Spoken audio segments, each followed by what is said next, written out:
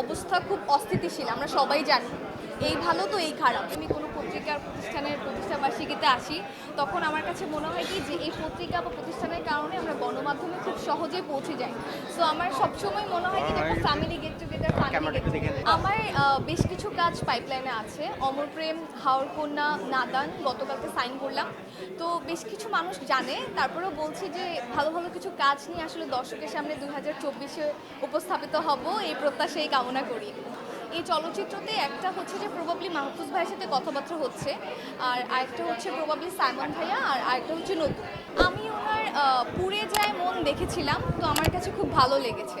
আর যেহেতু উনি সিনিয়র, তো সিনিয়রদের সাথে কাজ করার একটা আঁকু পাকু সবসময়ই পরাণে কাজ করে। দেখুন, আমরা তো চলচ্চিত্র অঙ্গনের মানুষ, তো সবসময় আমার কাছে মনে হয় যে চলচ্চিত্র যত সমৃদ্ধ হবে আমার কাছে ততটুকুনি ভালো লাগে। সেটা আমার সিনেমা হোক, সাকিব খান ভাইয়ার সিনেমা হোক, কিংবা ধরুন রাজ ভাইয়ের সিনেমা হোক, যারই সিনেমা হোক না কেন, চলচ্চিত্র যত সমৃদ্ধ হবে বা এর নাম্বার যত বৃদ্ধি পাবে ততই আমার জন্য কিন্তু ভালো। হলমুখী হবে দর্শক, দর্শক সিনেমা দেখতে আসবে। সো আমার মনে হয় যে ক্যারিয়ারে আমি আছি, সো এখানে বেশি মাত্রার সিনেমা আমার জন্য ভালো।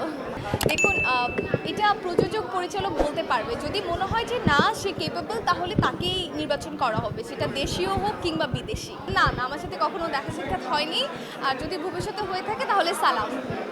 আচ্ছা, আমি যদি ভুল না হয়ে থাকি, আপনার লাস্ট একটা সিনেমা ছিল যন্ত্রণা। জি। সেটির রেসপন্স কেমন পেয়েছেন?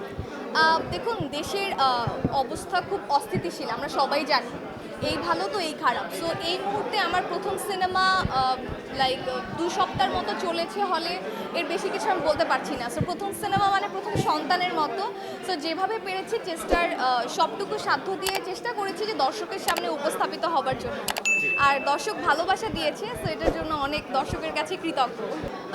দর্শক তো আমাদেরকে ভালোবাসে। সো আমরা অনেক সময় হয় কি যে দর্শকের ভালোবাসা নিয়ে চেষ্টা করি যে আমরা দীর্ঘ সময় ধরে তাদের চোখের সামনে থাকবো। হয়তোবা তারা তাদের চেষ্টার আলোকে হয়তোবা একটু সুইচ করার চেষ্টা করেছে, মাহি আপু কিংবা ফেরদৌস ভাইয়া। সো তাদেরকে সবসময় আমি সম্মান এবং শ্রদ্ধা ভালোবাসা জানাই। তারা তাদের মতন করে এগিয়েছে। সো দেখা যাক। দর্শকদের জন্য সবসময় জানাই যে ভালোবাসা, কারণ আজকে এইখানে শুধুমাত্র দর্শকের জন্য উপস্থাপিত হওয়া। আর দর্শকের কাছে সবসময় আমরা ভালোবাসার কাঙ্গাল। প্রত্যেকটা শিল্পী দর্শকের ভালোবাসার জন্যই কাজ করে, অনেক মানে ঝড় বৃষ্টি বাদল উপেক্ষা করে। সো আমাদেরকে ভালোবাসা দিবেন, আর রূপালী বাংলাদেশের জন্য অনেক অনেক শুভকামনা। আগামী যাত্রা শুভ হোক। Thank you so much. Thank you. Thank you. তাড়াতাড়ি শেষ হয়েছে।